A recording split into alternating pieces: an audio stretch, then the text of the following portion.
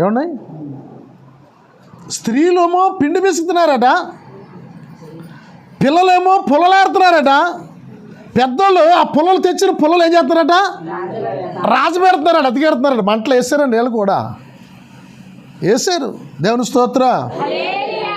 చాలామంది ఇలాగే చేస్తారు. ఏమండి 3 రోజులు ఉపవాసాలు చేద్దాం, 3 రోజులు ప్రార్థన చేద్దాం, 3 రోజులు మా గ్రామంలో పేకాడుతోనూ, తాగుడుతోనూ, తిరుగులతోనూ, వ్యభిచారంతోనూ, కోడిపందాలతోనూ, పేకాడుతోనూ గవర్నమెంటే చలివిడిగా తిరగండిరా అని ఆర్డర్ ఇస్తుందండి. మా ఊళ్ళో జనం నశించిపోకుండా ఉండడం 3 రోజులు ప్రార్థన చేద్దామన్నాను. వాళ్ళు ఎవరు ఉండరు, పోతారండి వాళ్ళు కూడా. కొందరైతే గర్వంగా చెప్పుకుంటారు, మా పిల్లలు ఎక్కడికి వెళ్తారు? పేకాడికి వెళ్తారండి మా పిల్లలు పండుగ 3 రోజులుని. సిగ్గు లేకపోతే సరే క్రైస్తవురాలే ఉండి కూడా 3 రోజులు మా వాళ్ళు ఎక్కడికి వెళ్తారండి? ఇట్టారు సరిగా తాగడానికి వెళ్తారండి, తర్వాత ఆగరండి. క్రైస్తవురాలు కాదువా నువ్వు? ఉపవాస ప్రార్థనలు విడిచిపెట్టి, సంపూర్ణ ప్రార్థన విడిచిపెట్టి, విశ్రాంతిని విడిచిపెట్టి ఎక్కడెక్కడికో తిరుగుతావు పిండి పిసకడానికి, పప్పలు వండుకోవడానికి. నువ్వు క్రైస్తవురాలు అనుకోవడానికి సిగ్గు. రోత జీవితం, రోత విశ్వాసము, రోత క్రైస్తవం, రోత సంఘము, రోత సేవకులు తెలుసా మీకు? ఒకళ్ళు అంటారు, మీ ఇంటికి పాస్టర్ గారు వస్తున్నారా? మీరు వార్తలు విన్నారా? మన వైజాగ్లో పాస్టర్ గారు యవనస్తులు పెళ్లిగారుని ఆ యనమండ్రుని పాటు చేశాడు సంఘంలో. అందరూ పాస్టర్లే. మీ ఇంటి పాస్టర్ గారు వస్తున్నా, ఫోన్ చేయ, వస్తాను. వాడు ఎవడో తెలదు, వాడు విశ్వాసం వాడు తెలదు, వాడు నమ్మకం తెలదు, వాడు పుట్టుపోవడం తెలీదు, పోవడమే. ఎవడు పడతాడు అంటారు, మనం కూడా పంపించాడు మన పిల్లల్ని. వాడు పనికి వెళ్ళదు అని తెలియదు, మంచోడో తెలియదు, ప్రార్థనాపరుడు తెలీదు. జపం చేసేస్తున్నాను ఆయన ఇవాళ రాత్రి నుంచి 3 రోజులు పెడుతున్నాడు. రాగలుగుతారా మీరు? ఏండి రాగలుగుతారు? రాలేరు. ఎవరైనా మీ ఇంటికి వస్తే చెప్పండి, ఆ పాస్టర్ గారు వచ్చారా? అబ్బా ఎంత బాగా చెప్తారో ఆయన. వాడు ఎలాంటి వాడో మనకు తెలియదు, వాడు భక్తి ఏంటో తెలీదు, వాడు విశ్వాసం ఏంటో తెలీదు, వాడి యొక్క విధానం ఏంటో మనకు అర్థం తెలీదు. పోవడమే. వార్తల్లో వింటుంటే సేవకులు అన్నవారు సిగ్గేస్తుంది. యవనస్తులు పెళ్లిగాలు వచ్చిన వాళ్ళు యనమండ్రు పాటు చేశాడట. వాడు ఫోటోతో, వాడి అడ్రస్ తోటి, వాడి ఊరితోటి, వాడి ఊరి చివరిలో ఉన్న సంఘంతో సహా ఫోటోలు వేసి ఊరేగింతా ఉన్నారు ఈరోజు సంఘాలు. వాడు చేయడానికి మనం వేస్తున్న అవకాశము.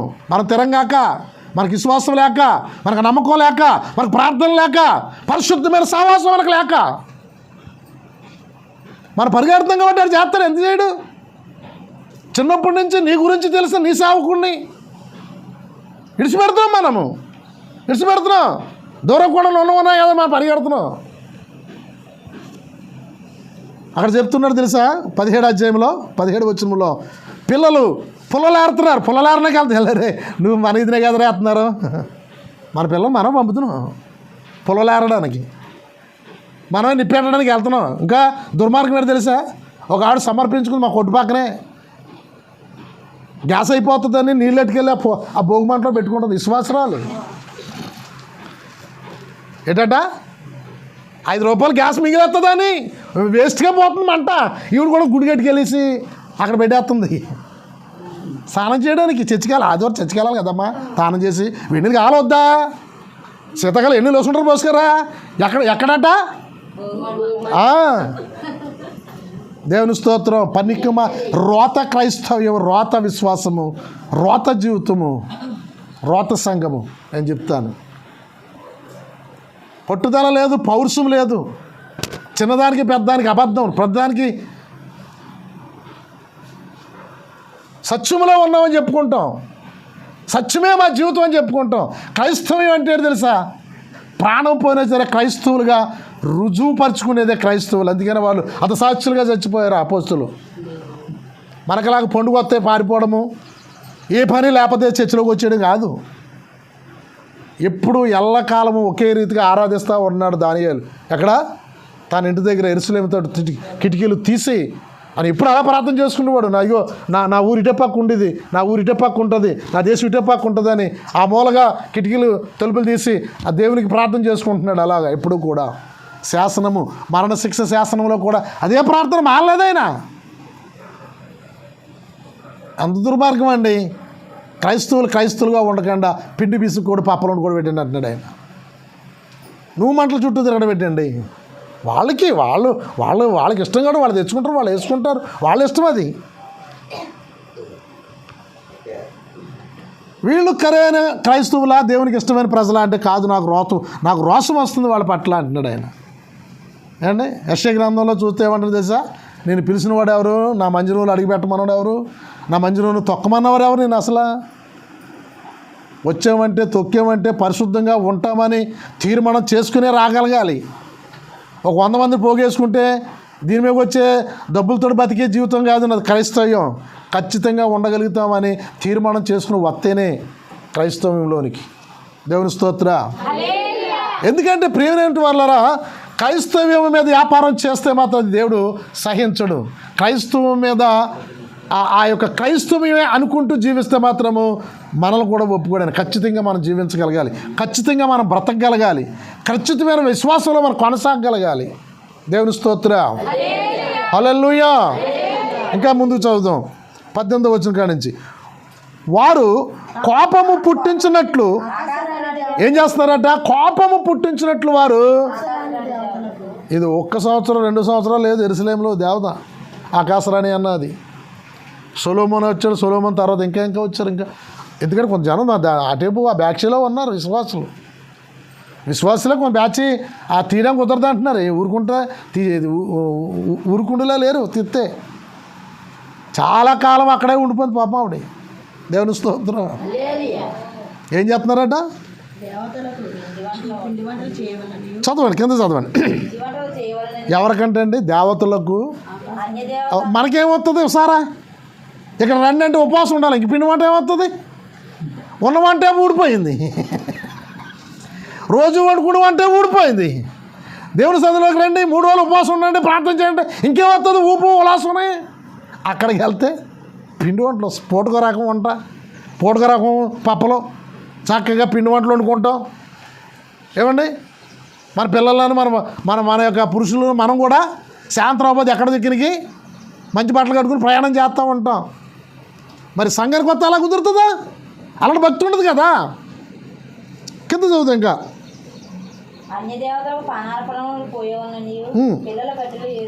పిల్లలు కట్టులు వేరుచున్నారు, తండ్రులు అగ్ని రాజబెట్టుచున్నారు, స్త్రీలు ఏం చేస్తున్నారట? పిండి పిసుకుతున్నారు. అంటే చేయమంటున్నాడు ఈ పండుగ, చేయమన్నాడు ఈ పండుగ. ఉందా బైబిల్లో? భోగి పండుగ గురించి ఉంది కదా. అంటే దేవతలు వేరే అవ్వచ్చు కానీ ఆచారం మాత్రము ఇదిలో పిల్లలు పుల్లలు తెచ్చి ఆ పెద్దోళ్ళమ్మో నిప్పండించి ఆ పండుగ ఆచారం మాత్రం బైబిల్లో కనపడుతుంది. ఒకవేళ పేర్లు మారచ్చు, పండుగ యొక్క ఆచారం కనపడుతుంది. ఆనాటి నుంచి కూడా ఈ భోగి పండ్ల పండుగ ఆ ప్రాంతాల్లో జరుగుతుంది. ఈ తంతు ఉంది అక్కడ. కానీ ఆ దేవుళ్ళు వేరే అవ్వచ్చు, ఒకవేళ ఆ పేర్లు వేరే అవ్వచ్చు. ఇది అలాగలా వ్యాపించి ఉండొచ్చు. దేవుని స్తోత్రం. కానీ అంటున్నాడు ఆయన, మీరు ఎలా చేయడం వలన నాకే కోపం పుట్టించినంతగా వారు చేయుచున్నారా? వాళ్ళకే అవమానం కలిగినట్లుగా ఉన్నారంటే క్రైస్తవులు. ఎలా ఉన్నారట? వాళ్ళకే అవమానం వచ్చినట్లుగా. అంటే ఒక విశ్వాసం ఉండదు కదా మనకి, ఓ పట్టుదల ఉండదు, ఓ ప్రార్థన ఉండదు. ఒక గంట సేపు కూర్చొని బైబిల్ చదవలేము, ఒక గంట సేపు కూర్చొని వాక్యం వినలేము, ఒక గంట సేపు కూర్చొని ప్రార్థన ఉండదు. పరిగెట్టచ్చు అంటే అంత స్వేచ్ఛగా పరిగెడతా ఉంటాం, వెళ్ళిపోవచ్చు అంటే వెళ్ళిపోవడమే. దేవుని సన్నిధికి వాక్యం ఆలకించడానికి రండి అంటే మాత్రము వెళ్ళలేము. ఎన్నో చాకులు చెప్పగలుగుతాం. కిందకి చదువుదాం ఇంకా. ఏమని? ఈ స్థలం మీదను, నరుల మీదను, జంతువుల మీదను, పొలముల చెట్ల మీదను, భూమి పంట మీదను నా కోపమును, నా ఉగ్రతతో కుమ్మరించేదను. దేవుని స్తోత్ర. ఎటు కానండి, నెల అంతా కూడా మాకు చాలా ఇదిగా ఉన్నదండి. దేని మీద కుమ్మరించాడండి కోపం? నరుల మీద, నీకున్న జంతువుల మీద, నీకున్న పంట మీద, నీకున్న ఆస్తి మీద, నీకున్న రాబడి మీద ఏం చేస్తున్నాడట? కుమ్మరించేదను. అదంతా రాబడి. గేదెలు మేపుకునే వాళ్ళు ఉన్నారు, ఆవులు మేపుకునే వాళ్ళు ఉన్నారు, మేకలు మేపుకునే వాళ్ళు ఉన్నారు, పంట పండించుకుని పంట మీద ఆదాయం సంపాదించుకునే వాళ్ళు ఉన్నారు అక్కడ విశ్వాసులు. వాళ్ళందరికీ ఏమైందంట? ఉగ్రత. అది చేతికి వస్తలేదు. అది దేవుని సన్నిధికి వచ్చి గోలట్టడమే, ఆటమే. దేవుని స్తోత్ర. ఏమని ఏమని ఉగ్రత వచ్చేస్తుంది. పరిస్థితులు బాగోలేదు, కష్ట జీవితం ఉండలేదు. దీని కారకులు మనమే. స్థిరమైన విశ్వాసం లేక, స్థిరమైన సహవాసం లేక, స్థిరమైన ప్రార్థన లేక, స్థిరమైన నమ్మకం లేక దేవుడి మీద.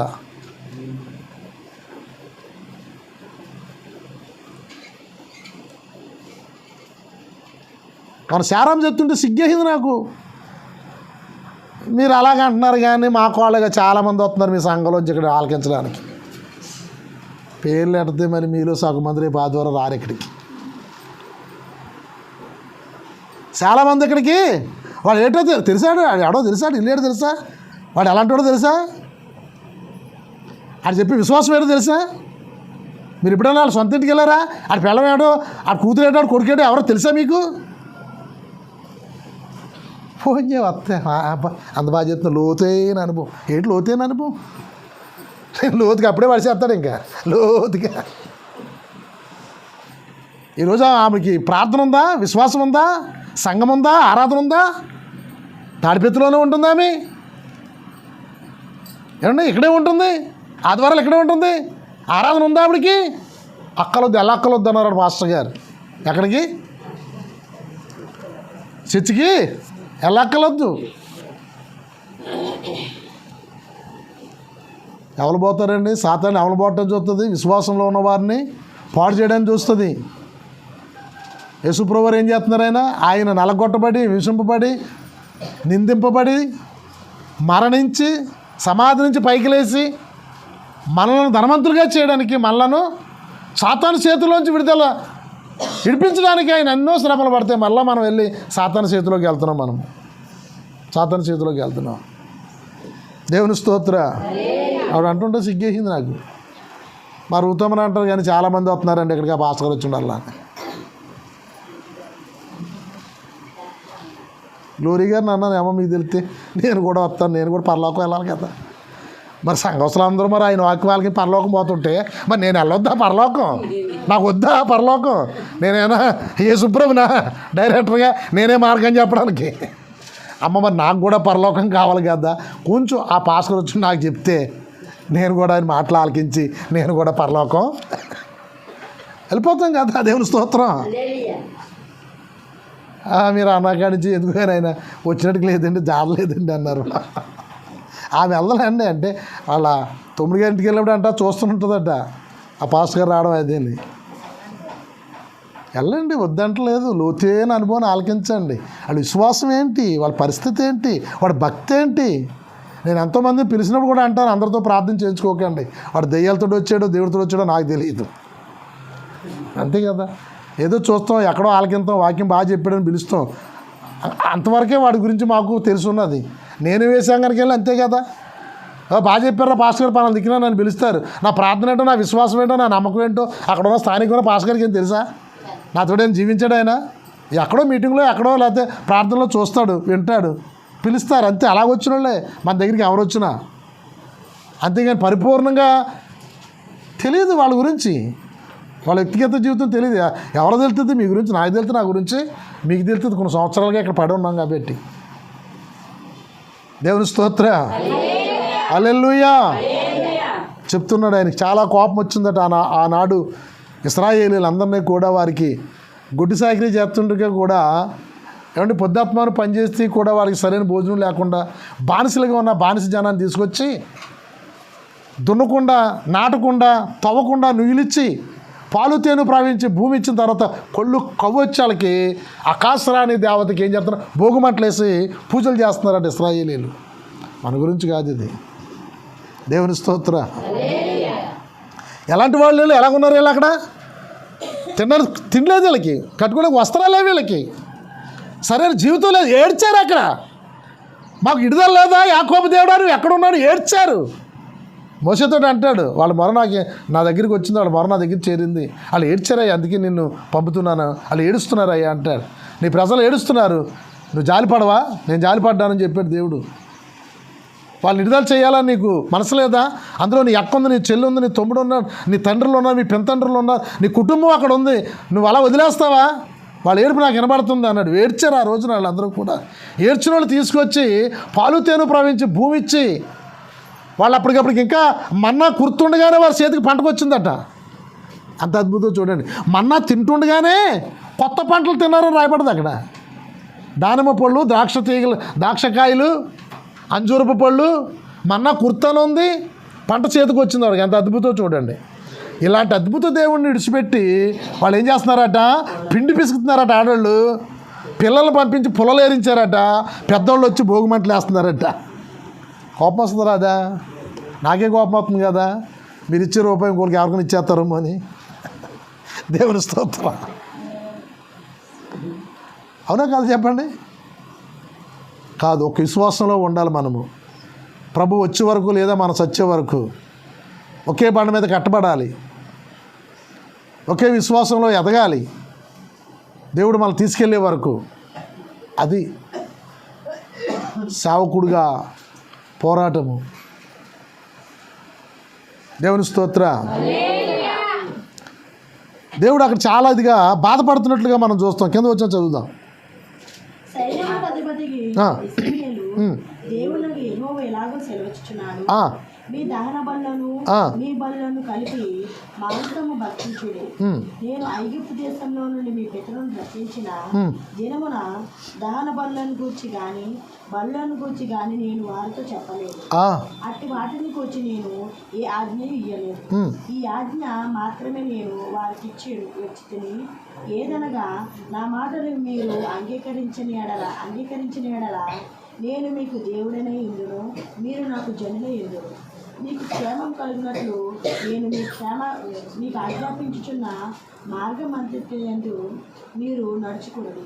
అయితే వారు వెనుకపోయి చెవి ఒప్పుక ఉండేది, ముందుకు సాగక వెనుదీయచ్చు తమ ఆలోచనను బట్టి తమ దుష్ట హృదయ కాఠిన్యము అనుసరించి నడుచుతూ వచ్చేది. మీ పెద్దలు ఐగుప్తు దేశంలో నుండి బయలుదేరి 20 వచ్చును చదవండి. 20 వచ్చును. అందువలన నా ప్రభువు యెహోవా ఎలాగో సెలవిచ్చుచున్నాడు, ఈ స్థలం మీదను నరుల మీదను జంతువుల మీదను ఫలముల చెట్ల మీదను భూమి పంట మీదను నా కోపమును నా ఉగ్రతను కుమ్మరించెదను. చూడండి, దేని మీద అంటే 20 వచ్చును. ఈ స్థలం మీద అందరూ ఆలకించాలి. యెహోవా ఎలాగున సెలవిచ్చుచున్నాడు, ఈ స్థలము మీద నరుల మీద ఏంట జంతువుల మీద పొలవుల మీద చెట్ల మీద భూమి పంట మీద ఆయన కోపము పుట్టించిందట. దాంట్ల మీద ఏంటంటే మనకి మనుషుల మీద అంటే మనకి సరైన ఆరోగ్యము ఉండకుండా క్షీణించిపోవడము, పంటల మీద కోపం వస్తే పంటలు పండకపోవడం, చేతికి రాకపోవడము, సరిపడగా ఆ పంట పెట్టిన దానికి దెబ్బకి సరిపడగా రాకపోవడము, చెట్లు పెద్ద చెట్లు అవి పండకపోవడము, జంతువులు ఏవి కూడా ఫలించకుండా పోవడము. దేవుని స్తోత్ర. ఆయన కోపం వస్తే అలాగుంటుందట. ఆయన కోపం వస్తే అలాగుంటుంది. మరి మనం ఎలాగ ఉండాలి? మనం చెప్పండి, ఎలా ఉండాలంట?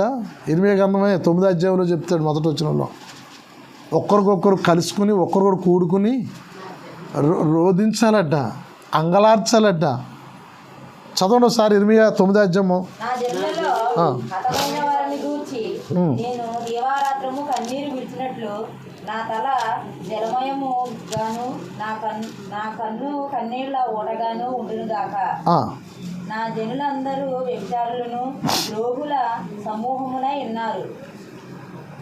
ఆహాబు అరణ్యములో బాటసారుల బస నాకు దొరికిన ఎంత మేలు. నేను నా జనులను విడిచి వారి యొద్ద నుండి తొలగిపోవదును. 14 వచ్చిన చదవండి. తమ హృదయ మూర్ఖత చొప్పున జరిగించుటకే తమ పితరులు తమకు నేర్పినట్లు బయలుదేవతలను అనుసరించుచున్నారు. గనుకనే వారి దేశము పాడైపోయేది. సైన్యములకు అధిపతి ఇశ్రాయేలు దేవుడునకు యెహోవా ఇలాగున సెలవిచ్చుచున్నాడు, నేను ఈ ప్రజలకు చేదు కూరలు తినిపిద్దును. ఏం తినిపిస్తాడట? చేదు అనుభవంలోనికి రావాలి మరలా మనము. చేదు అనుభవంలోనికి చేదు కూరలు తినిపిద్దును, ఇసజలములను తాగింతును. ఆమెలను తమ పితరులైనను ఎరుగని జనములలోనికి వారిని చెదరగొట్టుదును. వారిని నిర్మూలము చేయు వరకు వారి వెంబడి ఖడ్గమును పంపుదును. సైన్యములకు అధిపతి యెహోవా ఇలాగును సెలవిచ్చుచున్నాడు, ఆలోచింపుడి, రోదనము చేయు స్త్రీలను కనుగొనుడి. ఎలాంటి వాళ్ళు కావాలంట? పిండి పిసికే వాళ్ళు కాదు దేవుడు కావాల్సింది. పప్పలు వండుకుంటే స్త్రీలు కాదు కావాల్సింది. పప్పలు ఎప్పుడు నీ జీవితంలో ఎప్పుడు వండుకోవాలి, కానీ పండుక్కే వండుకుంటే స్త్రీలు అక్కడ చెప్పబడ్డది. పప్పలు ఎప్పుడు వండుకోవాలా? మన ఎట్ట వచ్చినప్పుడు ఎప్పుడు కాలితే అప్పుడు వండుకోవాలి. కానీ పండక్కే వాళ్ళతోటే మనము పిసకడం కాదు. దేవుడు కోరుకుంటున్న స్త్రీల గురించి చెప్తున్నాడు చూడండి. ఎలాంటి స్త్రీ కావాలంటే రోదనము చేసే స్త్రీలు కావాలి. అలాంటి వాళ్ళు పిలిపించుకోండి. ఎలాంటి స్త్రీలు కావాలి? రెండోది తెలివిగల స్త్రీలు. తెలివైన వాళ్ళు ఏం చేస్తారట? సామెత్ర గ్రంథంలో ఉంది, ఆమె తెల్లారుజామునే లెగుతుంది అడ్డ. తెలివైన స్త్రీ ఏం చేద్దట? పెందల కాడే తెల్లారుజామునే లెగుతుంది అడ్డ. తెలివి తక్కువ స్త్రీ ఎప్పుడు లెగుతుంది? తమకు ఎప్పుడు బతుకుంది ఎప్పుడు లెగుతుంది. అంతే కదా? దేవుని స్తోత్రం. ఇంట్లోకి అదే అప్పుడే మనకు మొదలవుతుంది. అన్యులైతే దరిద్రం అంటారు, మనమైతే ఏమంటాం? సాతానుడు అంటాం. హల్లెలూయా. ఆడ అసలు మన ఇంట్లోకి లోపల రాకుండానే ఏం చేయాలట? స్త్రీ తెల్లారుజామునే లాగాలట. తెలివిగా ఉండాలట స్త్రీలు తెలివిగా ఉండాలట. రెండోది ఏంటంట? రోదన చేయాలట. స్త్రీలు ఏం చేయాలట? ఎప్పుడూ కూడా ప్రార్థన చేసేవారుగా ఉండాలి స్త్రీలు. ఎందుకంటే స్త్రీలకు ఎక్కువగా ఖాళీ ఉంటుంది కదా, పని ఏముంటుంది? అన్నం వండుకున్నాక ఏం పని ఉంటుందా? పల్లెకి వెళ్ళే వాళ్ళకి అయితే పర్లేదు, దేవుడు క్షమించచ్చేమో. ఉద్యోగం చేసుకున్న వాళ్ళు పర్లేదు, క్షమించచ్చేమో ఒకవేళ. ఎందుకంటే తీరుబడి ఉంటుంది కదా మరి. దేవుని స్తోత్రం కదా, అవునా కదా అంటారా? ఏండి ఇప్పుడు పని గడుతులేదు గడక. దేవుని స్తోత్రం. ఎనమండు పిల్లలుండి ఒక తండ్రి పోషిస్తే ఈ భార్యతో 9 ఆయనతో 10 మంది కుటుంబం అప్పుడే చక్కగా వెళ్ళిపోయింది. ఇప్పుడు 10 మంది కష్టపడే జరిగే డబ్బులు చాలతలేదు. భార్య కూడా కష్టపడుతుంది, డబ్బులు చాలతలేదు. ఎందుకని? ఖర్చు ఎక్కువైపోయింది. ఎవరికి వచ్చి వాళ్ళదే. శాంతరాబోధికి 10 మందికి కష్టపడి తెచ్చే భర్త ఉన్నాడు కదా, ఆడికి కూడా సాలతలేదు పాపం. ఆడికి కూడా సాలతలేదు, పక్కన అప్పుడుతున్నాడు మళ్ళీ. దేవుని స్తోత్రం. ఇప్పుడు ఇంకిద్దరు పిల్లలే కదా ఇప్పుడు వచ్చింది చివరికి. ఇద్దరు పిల్లలు భార్యను కూడా పోషించలేకపోతారు. పోషించకపోతే ఏం చేస్తారు? ఈదిలో పడతారా? మరి ఆడవాళ్ళు పిల్లలు కూడా కట్టబడాల్సి వస్తుంది. అలాంటి పనికిమాలి కుటుంబము ఆయన తిడుతున్నారని మీరు అనుకోవద్దు నన్ను చెప్పించి. దేవుని స్తోత్రం. కుటుంబ బాధ్యతను మొయ్యలేని వాడు ప్రతి పురుషుడు పనికిమాలోడే. ఈ లైవ్ ద్వారా ఒకవేళ ఆవిడని అనొచ్చు, నన్ను తిట్టుకుని కాక. కుటుంబాన్ని మొయ్యలేకపోతే పురుషుడు ఏంటండి? పురుషుడు అంటే ఏంటి అర్థం? పురుషుడు అంటే బాధ్యత కలిగి, అది పురుషత్వం అంటే మీసాలు పెంచుకోవడం కాదు. పురుషత్వం అంటే ఈ రోజున స్త్రీలు విమానాలు నడుపుతున్నారు, పురుషులు విమానాలు నడుపుతున్నారు. స్త్రీలు బర్రం కోసం ఆపరేషన్ చేసేస్తున్నారు. ఈ మీసాలు ఉన్న పరివర్తన ఏమీ లేదు. ఇప్పుడు అన్నీ కూడా స్త్రీలు చేయలేని పని అంటూ, స్త్రీలు లేని రంగం అంటూ ఏది లేదు. పురుషుడు అంటే దానికి ఏంటంటే కుటుంబాన్ని ఆదుకుని నడిపించేవాడు పురుషుడు. అంటే ఆదుకోకపోతే వాడు కూడా రెండోది ఏంటి చెప్పండి? అటు ఇటుగా అన్నట్టు వాడే, అంటే పనికిరానివాడు అన్నమాట. దేనికి పనికిరానంటూ వాడు. దేవుని స్తోత్ర. మనం ఎప్పుడు కూడా చిన్న కూలి పని చేస్తున్నాడా, పెద్ద కూలి పని చేస్తున్నాడా, చాలా పనోడా, అది కాదు. మనం ఆడి పనోడుతానని బట్టి, వాడి తెలివితేటలను బట్టి చేసిన సొమ్ము కుటుంబానికి ఒక రూపాయి కూడా తన సొంతానికి వచ్చి పెట్టుకోకుండా కుటుంబానికి ఉపయోగపడతాం లేదా అన్నది మనం చూడాలి తప్ప, ఆ పెద్ద కూలి పని కాబట్టి ఆడు చేస్తున్నాడు ఎలా చెప్తూ ఉంటుంటారు. చిన్న కూలి పని అయితేను ఏదైనాను కంపల్సరీగా ఎవరు సామర్థ్యం పెట్టి వారు కష్టపడతారు, ఎవరు తెలివితేటలు పెట్టి వారు సంపాదన ఉంటుంది, దాని పక్కన పెడదాం. వాడి తెలివితేటలు వాడి సంపాదన ఏమై ఉండాలట. అందుకని స్త్రీలు ఎలా ఉండాలి చెప్పండి? తెలివి గలవారు ఉండాలి. తెలివిగా ఉంటేమో చెప్పదా, ఆడు ఎలాంటి వాడైనా డోంట్ కేర్, ఏమి భయపడే అవసరము.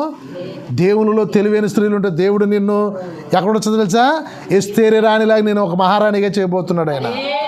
తెలివి నీ దగ్గర ఉంటే, విజ్ఞాపన నీ దగ్గర ఉంటే, అంగలార్చే ప్రయత్నం నీ దగ్గర ఉంటే దేవుడే నేను ఏం చేస్తాడు తెలుసా, ఎస్తేరి రాణిలాగా నేను ఒక గొప్ప రాణిగా చూడగలుగుతాడు, పోషించగలుగుతాడు, నడిపించగలుగుతాడు. ఒకవేళ నీ పిల్లల్ని హెచ్చించగలుగుతాడు, నీ కుటుంబంలోంచే హెచ్చించగలుగుతాడు. ఎలాగ అవుతుందో నాకు తెలీదు, దేవుడు కార్యము చెప్పడానికి వీలు కాదు. అందుకే భక్తుడు అంటాడు, హృదయానికే గోచరం అవ్వాలి తప్ప కంటికి చెవికి కూడదు, అది అంతు పుట్టవు అంటాడు భక్తుడు. దేవుని స్తోత్ర. అందుకని స్త్రీలు ఎలాంటి వారు కావాలి తెలుసా సంఘంలో? ఆ రోజున పేతురు సరసాల్లో ఉండి చనిపోతున్నారు అన్నప్పుడు సంఘం అంతా చెదిరిపోయి ఎవరింటికి వాళ్ళు పారిపోలేదు. వాళ్ళందరూ తెలివైన స్త్రీలు.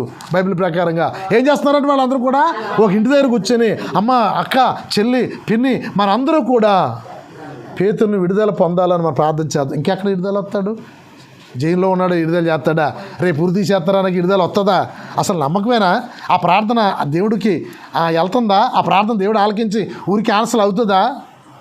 ఊరి క్యాన్సిల్ అవుద్ది అంటే ఓసారి ఉరి శిక్ష పడిపోతే క్యాన్సిల్ అవుద్దా? చెప్పండి. అవ్వాలంటే ఏం చేయాలా? ప్రార్థించాలి కదా. తెలివైన స్త్రీలు ఉండాలి కదా, రోదన చేసే స్త్రీలు ఉండాలి కదా. పప్పలు వండుకునే స్త్రీలు ఎక్కువైపోయారు కదా మనకి. ఏ స్త్రీలు లేరు సంఘంలో? పప్పలు వండుకుంటే స్త్రీలు ఎక్కువైపోయారు.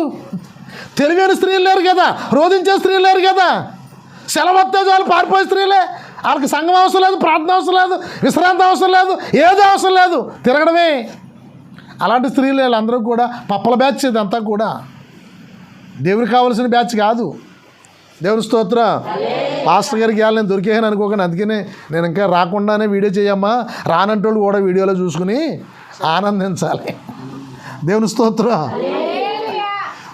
వచ్చాం కదా, మేము దొరికిస్తాం కదా అనుకోకండి. వచ్చిన వాళ్ళు మీరు ధన్యులే కదా, అవునా కదా? అంటే మీరు ఆ బ్యాచ్లో అయినట్టుకే కదా. హల్లెలూయా. దేవుడు మంచి గుణము కలిగిన స్త్రీలను కనుగొనండి. ఏంటి గుణం అంటే ఆయన చెప్తున్నాడు, ఒకటి రోదన చేసే స్త్రీలు, రెండు అంగలార్చే స్త్రీలు, మూడు తెలివైన స్త్రీలు. ఇంకేంటట, ఆ స్త్రీలు అలాంటి వారు తెలుసా, అంగలార్పు ఇజ్జును తన పిల్లలకు నేర్పించేవారట. అంత అద్భుతమైన మాట చూడండి, కింద ఉంది. అంగలార్పు ఇజ్జు ఏం చేస్తారంట వాళ్ళు అంగలార్చడే కాదు, కొందరు ఏం చేస్తారు తెలుసా? మా చుట్టాల్లో కొందరు ఒకళ్ళు ఉన్నారు, కొబ్బరికాయ కొని పిల్లలకి ఇచ్చేది, ఈవిడ మాత్రం ప్రార్థన చేసేది. ఏమని? అక్కడి నుంచి కొంచెం క్షేమంగా పంపించి, అక్కడి నుంచి అవి ఏ గుడి అంటే అది వాళ్ళు సంవత్సరం ఒకసారి తీసుకుపోయి ఊర్లేళ్ళని మేకలని కోస్తారు కదా, ఇంకా పైన లోవలోకి లోవలోకి వెళ్ళి తిరంగా వస్తారా, తాగేసి వస్తారు వాళ్ళు. పాపం ఇవి కన్నీళ్ళకి ఆడుతూ ఉండేది. కానీ వెళ్ళేప్పుడు ఏమిచ్చింది? ఇచ్చింది. కొట్టరంటారా బాబు అని. చిన్నప్పుడు కొబ్బరికాయ కొట్టి వస్తారు, తర్వాత బీరికాయ కొట్టి వస్తారు. అక్కడికి వెళ్ళిన అదే కొట్టి వస్తారు. మరి దేవుని స్తోత్ర. బైబిల్ ఏం చెప్తుందంటే నీ పిల్లలను కూడా అదే విద్యలో నేర్పించే. ఏ విద్యలో? అంగలార్చే విద్యలో, ప్రార్థన చేసే విద్యలో, విశ్వాసంతో నమ్మకంతో ఉండే విద్యలో. దేవుని స్తోత్ర. ఏ విద్యలోనట? ఏ విద్యలోనండి? మొన్న ఆ జనవరి 1ని మన కురగాడు ఏం చేశాడు? టపాసులు అనేది తెచ్చాడు, నేను కూడా కాల్చాను. మనం వెలిగించుకోవచ్చు, వాళ్ళతో ఆయాలు కలిసిపోకూడదని. ఆయాలు మీరు అందరి చేత తెల్లవాళ్ళు కాల్చుకుందాం బయట. నేను ఎంతో సంతోషం అయ్యింది. నేను బాగా ఇష్టపడి ఎక్కువ కొని కాల్చేవాడినే. ఏం చేస్తాం, మానేసుకోమా అంటే ఇంకా నీ మనసులో సావలేదా కోరిక?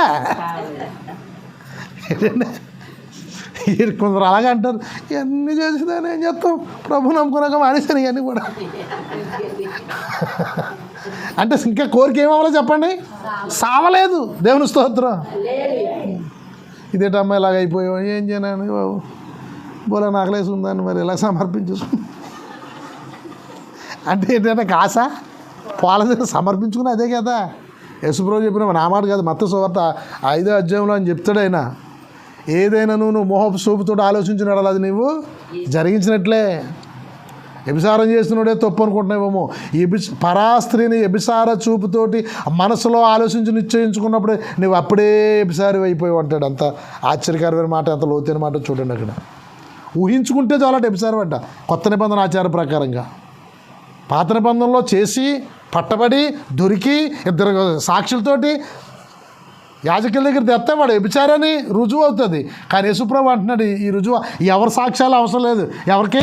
అంతరాత్మకే. నీ అంతరాత్మలో ఏదైనా మోహాపు ఆలోచన, ఏదైనా మోహాపు చూపు నువ్వు హృదయంలో నిశ్చయించుకున్నప్పుడే నువ్వు వ్యభిచారు అంటాడు అక్కడ.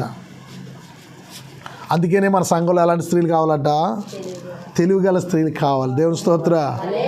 సోమవారం ప్రార్థన మొదలెట్టి సాక్ష్యాల గురించి ప్రార్థన చేసినట్లుగా చేసి ఎంత తెలివి అంటే కొత్త సంవత్సరావతి వదిలేసి తెలివి. దేవుని స్తోత్ర. ఏముందమ్మా మీదేముందలే, ఓ నెల ఎక్కడ ఉంటావు, నెల మీ అమ్మగారికి వెళ్ళి అత్తవారికి వెళ్ళిపోతారు. అత్తవారు అమ్మగారు వదిలేసిన వాళ్ళు ఉంటారు ఇక్కడ. దేవుని స్తోత్ర. నన్ను అన్నారు, నన్ను ఒకరు మీరు పండగ మీ అత్తవారింటికి వెళ్తున్నారండి అన్నారు. ఒకవేళ వెళ్తుంది మరి అత్తగారు లేదు మాంగారు లేరు నాకు ఏండి. అత్తగారు లేరు మాంగారు లేరు, నేను ఎక్కడికి వెళ్ళాను, ఎవరు తీసుకెళ్తారు? తీసుకెళ్తే నేను వెళ్తున్నా మరి. దేవుని స్తోత్రం. అలాంటి వాళ్ళు ఉన్నారు కదా, శాంతమ్మ, శారమ్మ, పెద్దక్క, చిన్నక్క, అమ్మగారు, అత్తవారు, ఊడిపోయిన వాళ్ళు అందరూ కూడా. వాళ్ళన్నది నేను ఏం చేయాలా? చెయ్యాలి, జరిగించాలి. వాళ్ళు జరిగించలేదు అంటే వాళ్ళ దగ్గర కూడా తెలియలేదు. 1,00,000 మంది వచ్చినా దేవుడు వద్దండు, చేయొచ్చు. దేవుని స్తోత్ర.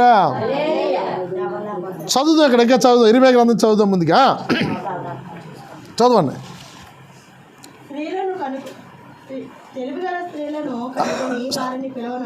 వారిని ఏం చేయాలట? వాళ్ళు రాకపోతే తెలివైన వాళ్ళు అందరిని పిలుచుకోవాలి మనం.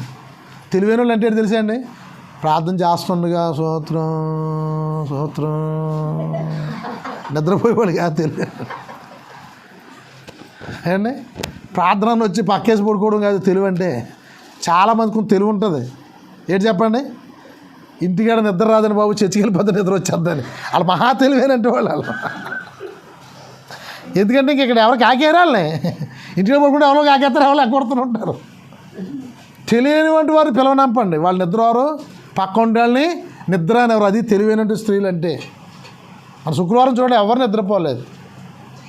నిద్రవారు ఎవరు నిద్రపోలేదు నేను చూస్తుండగా. అది తెలివైనట్టు వారు. అందుకనే బుద్ధి లేని కన్యలు, బుద్ధి గల కన్యలు అని చెప్పారు యేసుప్రభు వారి కథలో. తెలివి తక్కువ వారు ఎవరట? బుద్ధి లేనట్టు వాళ్ళు. తెలివైనట్టు వారు బుద్ధి కలిగినటువంటి వారు, మెలకుగా ఉన్నవారు. దేవుని స్తోత్ర. తెలివి గల స్త్రీలను పిలవనంపండి. తెలివైన స్త్రీలు ఏం చేస్తారని తెలుసా? పాస్టర్ గారు పాపం ప్రార్థన చేయమన్నారు.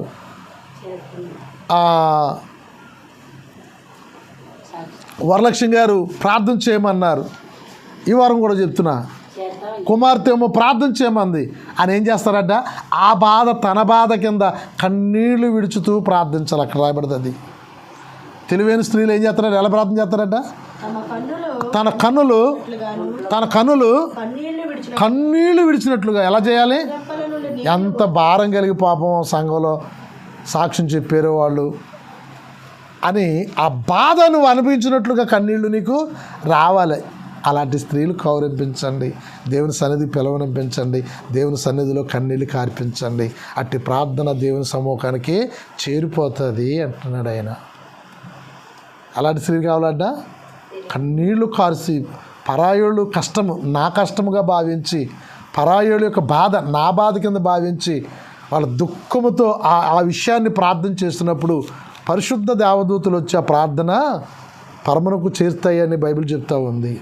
అలాంటి స్త్రీలను కౌరింపించండి. ఉన్నారా మన సంఘంలో? ఉంటే పిలిపించండి అంటున్నాడు ఆయన. ఇంకా చదువుదాం. ఎలాగంటే కనురెప్పల నుండి నీళ్లు అంటే కొందరు ఇలాగా మనం చూడండి, పరామరికి వెళ్ళినప్పుడు బొబ్బ పెడుతుంటారు, కళ్ళ నీళ్ళు రావు, బొబ్బ వస్తుంది. మొఖం ఇలా షార్ట్ పెట్టుకుని అమ్మ పెద్దమ్మ వచ్చావా పెద్దమ్మ, ఎన్నిసార్లు అడిగిందో పెద్దమ్మ నిన్ను.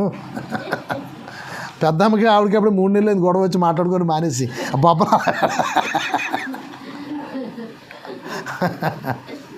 అలాంటి ప్రార్థన కాదు ఇక్కడ, అలాంటి ప్రార్థన కాదు. కళ్ళంట కన్నీళ్ళు ఒలకాలి, యథార్థంగా స్వచ్ఛంగా వాళ్ళ గురించి వీళ్ళ గురించి ప్రార్థన చేస్తుంటే షేబ్రోల్లో ఆ మాస్టర్ వాళ్ళ అమ్మగారు అలా ఏడ్చేవారట. అయ్యా, ఎంతోమందిని బిడ్డలు ఆకాశంలో ప్రయాణం చేస్తున్నారు అయ్యా, ఎవరికి హాని కలగకుండా సురక్షంగా ఆ ప్రయాణాలు జరిగేలా చేయండి అని ఏడ్చిద్దరు తెల్లగట్లేసి.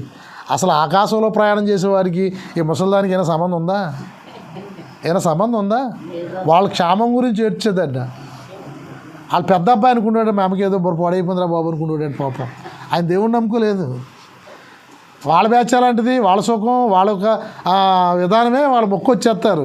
మరి క్రైస్తువులు అలా కాదు కదా, అందరి కష్టముల గురించి కూడా ప్రార్థన చేస్తుంటారు. ఇన్ని వాళ్ళకి ఎలాగా అంతది బుర్ర ఏదో పాడైపోయింది ఇవిడికి అనుకుంటుంటారు. వాళ్ళు చేసిన ప్రార్థనలే, వాళ్ళు చేసిన విశ్వాసాలే రోజున మనల్ని నడిపిస్తున్నాయి ముందుకి. దేవుని స్తోత్ర. కన్ను రెప్పల నుండి నీళ్లు కారినట్లుగా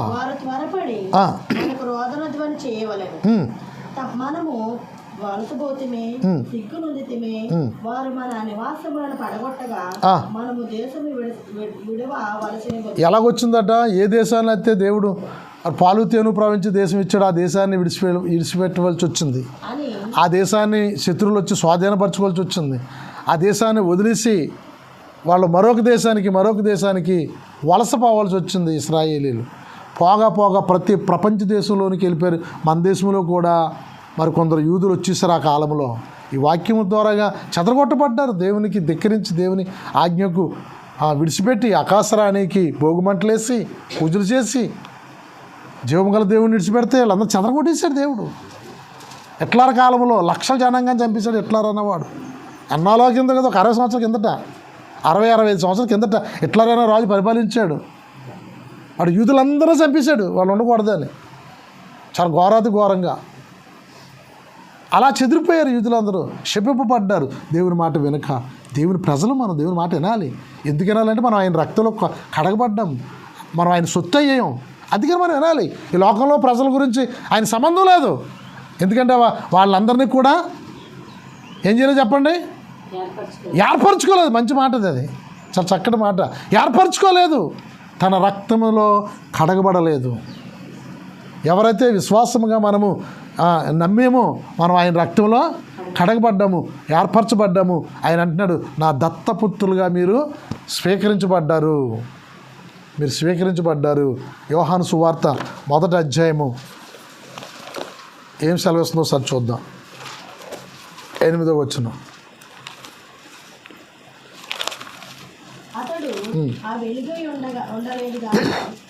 పై చదువుదాం. 6వ వచనం.